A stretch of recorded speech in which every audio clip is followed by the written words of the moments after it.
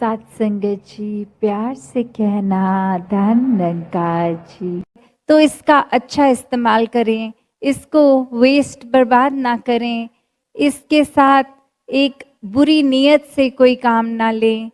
और फिर वही कि ये हाथ में है, किसी दिन अगले दिन नहीं भी है, कोई पदार्थ, कोई सामान, कोई पैसे, तो वो भी इस परमात्मा का ही एक देन था। आज है कल नहीं, जब चाहे प्रभु दे, जब चाहे ले। तो उससे हमारे मन की स्थिति में कोई बदलाव नहीं आना चाहिए, क्योंकि ये सारे सुख सुविधा संविधान ये हमारे जीतने जी के लिए है। और जीना फिर हर किसी को, जब हर समय इस परमात्मा के साथ है, इसको प्राप्त करके, इसको देख के, तो फिर वो साधन हो ना हो, उसका भक्तों के जीवन पे कोई असर नहीं होता। वो तो फिर एक ये बात जान लेते हैं कि ये इम्पोर्टेंट नहीं है, सिर्फ एक फैसिलिटेट करता है जीने के लिए, सब कुछ ये नहीं है। तो जो इस सब कुछ, इस परमात्मा को जान लेते हैं, वो ही इस सोजी से जी सकते हैं। एक कहानी का सहारा लेके दासी अपनी बातें और रखना चाहेगी कि एक घर में दो बच्चे, और उनकी अब वो टीनेज लाइफ ख़त्म, पढ़ाई लिखाई ख़त्म, और उनके घर में पेरेंट्स ने ये सोचा कि इनको ज़िम्मेवार बनाया जाए, इनको एक ये दुनियावी चीज़ों को उनके सामने असली रूप में लाएं कि कैसे एक मेहनत करके ही जीवन चल सकता है।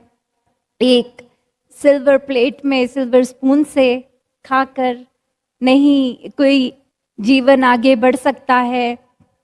तो उसके लिए वो एक बात उन्होंने बच्चों को समझाई कि इस तरह घर से कुछ समय के लिए जाओ, इंडिपेंडेंट होके इस जीवन में कैसे एक मेहनत करके पैसे कमाए जाते हैं, ये देखो, ये सीखो। और वहीं दोनों बच्चे फिर एक संसार में अपने तरह से बिना किसी घर के फाइनेंशियल सपोर्ट से अपनी एक यात्रा को बढ़ा रहे हैं ना है। तो कैसे वो उसको फिर मौका देख के कि नज़र आ रहा है, उस पर कुछ मिट्टी डाल रहा था, और वही उसकी बहन की नज़र पड़ी, ये क्या कर रहे हो, ज़मीन पे क्या हाथ से क्या कर रहे हो। और वो भाई कहता कि अगर सच बताऊं तो एक सोने का जेवर मिल गया, और वो तुम्हारी नज़र उस पे ना पड़े कि तुम अपने शरीर पे पहन लो, या ये ख्याल लो कि कुछ मिल गया है तो इसी को पहली सीढ़ी एक बनाकर इसको बेच देते हैं, तो तुमसे छुपा रहा था। और वहीं वो बहन हंस पड़ती है कि मेरे लिए तो तुमने मिट्टी पे ही मिट्टी डाली है।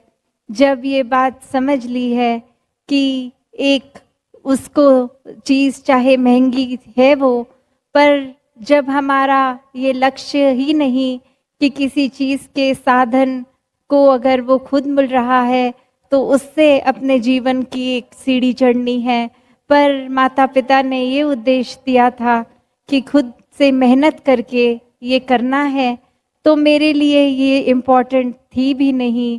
तुम मिट्टी को ही मिट्टी से ढक रहे थे, मुझे दिख भी जाता तो भी मैं वो ना उठाती। तो बात वही कि कैसे जहाँ संसार में जो ये समझ लेते हैं कि सामान सिर्फ तब तक ही लिए जब तक उसके साथ एक कोई ऐसी अटैचमेंट ना बन जाए कि वो नहीं है तो एक जीवन जिया ही नहीं जा सकता।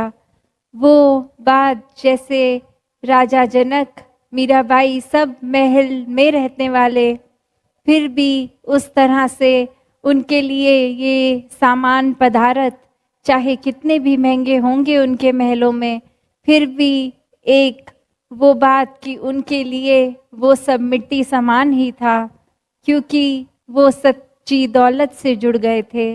उन्होंने इस निराकार का एहसास कर लिया था, इस परमात्मा को हर समय के लिए अपने जीवन में बसा लिया था, हर समय इसके दर्शन करते थे।